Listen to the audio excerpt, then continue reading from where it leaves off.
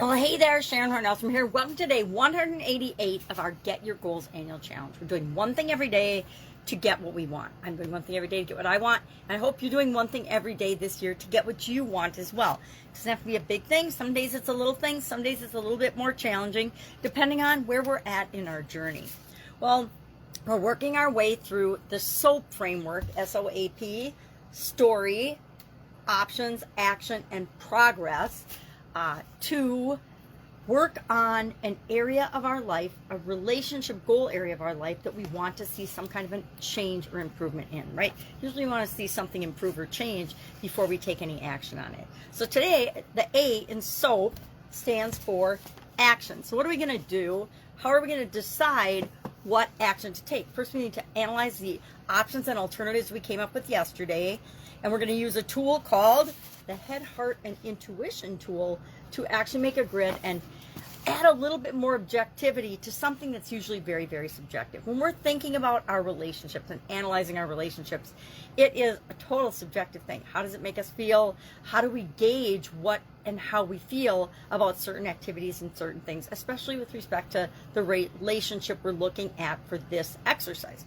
I'm looking at the relationship with myself. We have the most control over the relationship with ourselves. So that's actually, even though it's one we usually neglect the most, it's one of the easiest ones to work on and improve and make better for ourselves. So how do we use this Head, Heart, and Intuition tool? Well, first of all, we go back and we look at our options from yesterday. I'm getting out my handy dandy notebook because I keep track and write down just like everybody else. And I had 15 different things that I could do. And I circled 3 of them, just 3 that I thought would be quickest and easiest to take some action on. And so I guess I started to analyze them. What would be quick and easy to take action on? And I picked practice self-reflection and journaling, practice self-compassion and acceptance, and then invest in personal development. And I added a 4th one, gratitude practice, gratitude journal, because when we feel grateful about what is already existing in our life, it helps us to create more of that, more of what we want. So how do we use this tool? We just look at each one of these and we say, how does my brain think about this? How do I think about this particular option? On a scale of 1 to 10 or 1 to 3 or 1 to 4, you can do it any way that works best for you. We've talked about this before. I'm going to do a scale of 1 to 4 because that'll be quicker and easier to add. So my head, how does my head feel about practicing self-reflection and journaling? It feels a 7. It feels pretty good about that because that's pretty positive activity for me personally. Practice self-compassion and acceptance. My head says that's a really smart one, so I'm going to give it a 6. My head for investing in personal development, I'm all in on investing in personal development, so I'm going to get that one. Oh, I wasn't going to do 7, 6, 9. I guess I'm doing it on a scale of 1 to 10. And then gratitude, practice gratitude journaling. I love to think about every morning when I wake up what I'm grateful for, and every night before I go to bed what I'm grateful for. And as many times in between during the day, I like to remind myself to be grateful for the things that are going well in my life, because that creates more of them. And I always want more things in my life to be happy and grateful and feel good about than chaos and craziness, right? So gratitude practice, I'm going to give that an 8 as far as my head goes, because I know that that's a really, really secret, powerful tool that the vast majority of people on the planet do not use. Then my heart. What does my heart feel about practicing self-reflection and journaling? My heart says, yeah, I'm into it. I'm going to give it a 7. Self-compassion and acceptance. Okay, my heart says I should do it, but I really stink at it.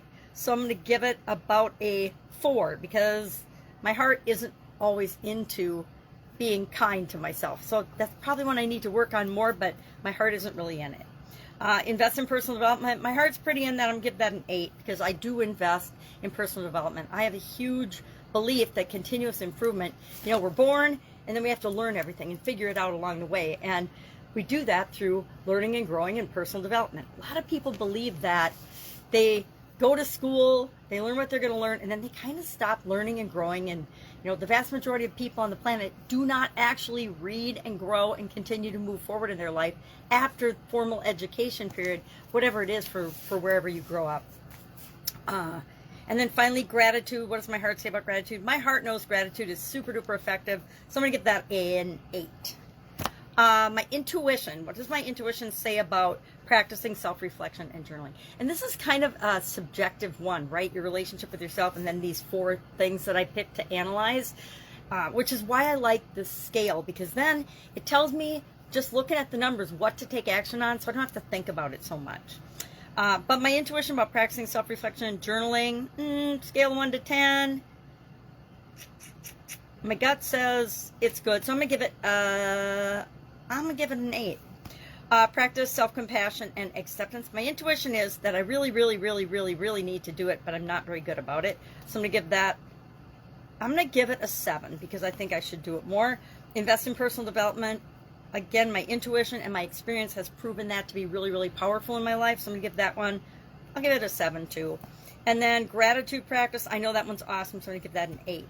So then I just add up all my numbers and I see which one has the most.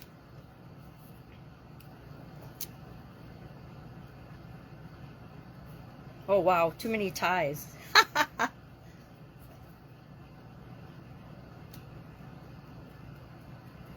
right, so both invest in personal development and gratitude practice tied. So guess what? I get to do a tiebreaker and I get to decide, and I don't know what I'm going to do. I'll figure it out, but I'll pick one of those. And then our action item today is to just use this head, heart, intuition on a few of our options.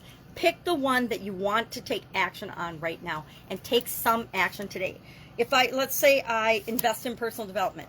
Maybe my action today is to go online and do some research into getting to know myself better, doing some personal development work in, understanding ourselves better. Maybe I redo a DISC analysis or a Myers-Briggs or something. I usually do it about every year, so I'm probably due to do it again. Something like that. But I'm going to pick an action and I'm going to do it, and I invite you to do the same. Any questions about this? Any questions about how to use this little head, heart, and intuition tool? Like I said, it's a quick and dirty way of taking something that's usually really subjective and adding some objectivity so that we can feel better about the choices and the decisions and the things that we make. Why? Because I'm a nerdy scientist engineer and I like to do those kind of things. But you don't have to. Do what works for you. All right. Any questions, ask. Otherwise, I'll be with you tomorrow. Bye. We'll dig into the P of the soAp framework.